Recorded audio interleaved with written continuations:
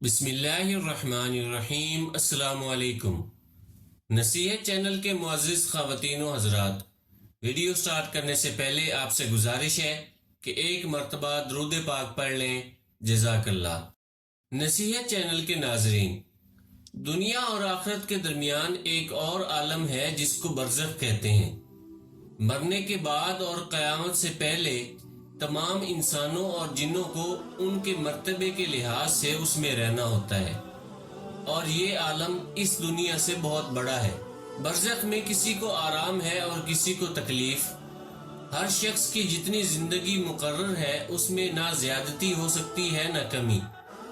جب زندگی کا وقت پورا ہو جاتا ہے اس وقت حضرت اسرائیل علیہ السلام روح قبض کرنے کے لیے آتے ہیں، اور اس شخص کے داہنے بائیں جہاں تک نگاہ کام کرتی ہے فرشتے دکھائی دیتے ہیں۔ مسلمانوں کے آس پاس رحمت کے فرشتے ہوتے ہیں اور کافر کے داہنے بائیں عذاب کے فرشتے۔ اس وقت ہر شخص پر اسلام کی حقانیت آفتاب سے زیادہ روشن ہو جاتی ہے، مگر اس وقت کا ایمان معتبر نہیں، اس لیے کہ حکم ایمان بالغیب کا ہے، اور اب غیب نہ رہا بلکہ ہر چیز سامنے آ گئی۔ مرنے کے بعد بھی روح کا تعلق انسان کے بدن کے ساتھ باقی رہتا ہے۔ اگرچہ روح بدن سے جدا ہو گئی، مگر بدن پر جو گزرے گی روح ضرور اس سے آگاہ اور متاثر ہوگی، جس طرح دنیا میں ہوتی ہے، بلکہ اس سے بھی زیادہ۔ دنیا میں ٹھنڈا پانی، سرد ہوا، نرم فرش، لذیذ کھانا، سب باتیں جسم پر وارد ہوتی ہیں، مگر راحت اور لذت روح کو بھی پہنچتی ہے، اور اسی طرح غم یا تکلیف وغیرہ۔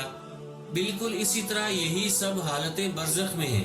مرنے کے بعد مسلمانوں کی روح حسب مرتبہ مختلف مقاموں میں رہتی ہے، بعض کی قبر پر، بعض کی زمزم شریف کے کنویں پر، بعض کی آسمان اور زمین کے درمیان، بعض کی پہلے، دوسرے، ساتویں آسمان تک، اور بعض کی آسمانوں سے بھی بلند۔ بعض کی روحیں زیر عرش قندیلوں میں اور بعض کی اعلیٰ علیین میں۔ اپنے جسم سے ان کو تعلق بدستور رہتا ہے۔ قبر پر آئے اسے دیکھتے پہچانتے اس کی بات سنتے ہیں، بلکہ روح کا دیکھنا قبر ہی سے مخصوص نہیں۔ اس کی مثال حدیث میں یہ ہے فرمائی گئی ہے کہ ایک پرندہ پہلے پنجرے میں بند تھا اور اب آزاد کر دیا گیا۔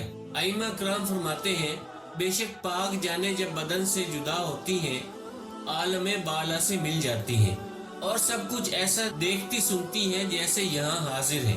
حدیث میں فرمایا جب مسلمان مرتا ہے اس کی راہ کھول دی جاتی ہے جہاں چاہے جائے۔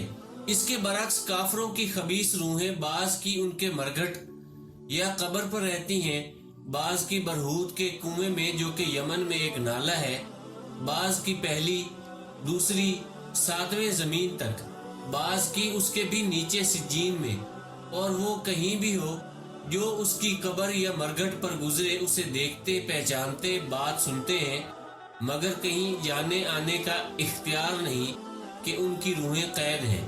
یہ خیال کہ وہ روح کسی دوسرے بدن میں چلی جاتی ہے، خواہ وہ آدمی کا بدن ہو یا کسی اور جانور کا، جس کو تناسخ یا آواگون کہتے ہیں، محض باطل اور اس کا ماننا کفر ہے۔ موت کے معنی روح کا جسم سے جدا ہو جانا ہے، نہ یہ کہ روح مر جاتی ہو۔ جو روح کو فنا مانے بد مذہب ہے۔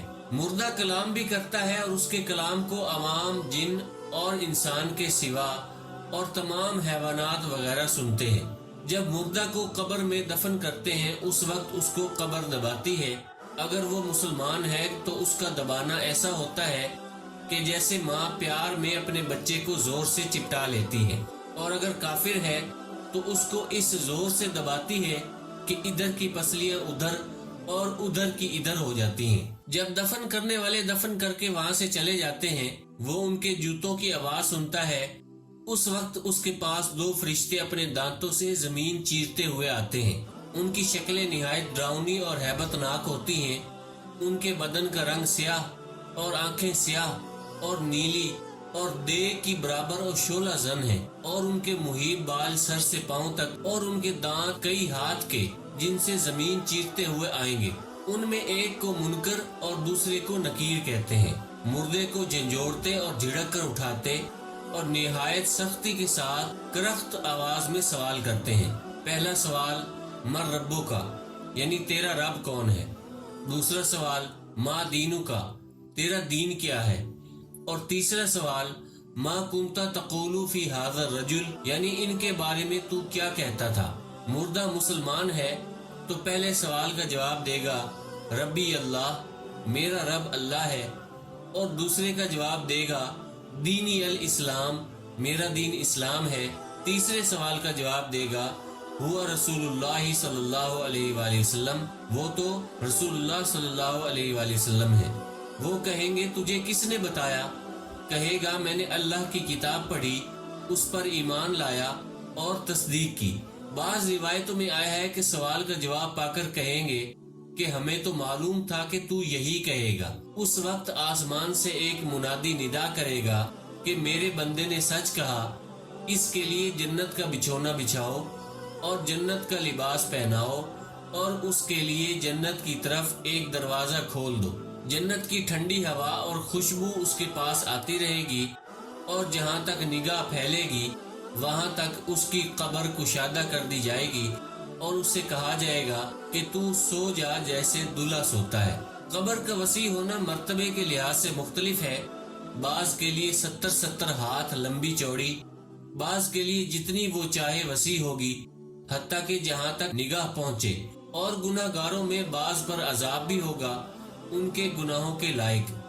پھر نیک لوگوں کی شفاعت یا محض اللہ کی رحمت سے جب وہ چاہے گا نجات پائیں گے۔ اور بعض نے کہا کہ مومن گناہ گار پر عذاب قبر جمعہ کی رات آنے تک ہے، اس کے آتے ہی اٹھا لیا جائے گا۔ واللہ تعالی عالم۔